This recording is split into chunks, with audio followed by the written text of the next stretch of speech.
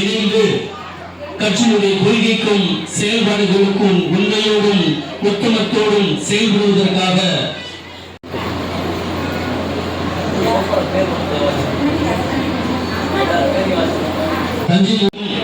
நமது கொள்கை கோட்பாடுகளை விளக்க வந்துள்ள மாநில பொருளாளர் டாக்டர் எம் ஜெயகணேஷ் இன்றைக்கு சிறப்பாக கட்சி இணையும் நாள்.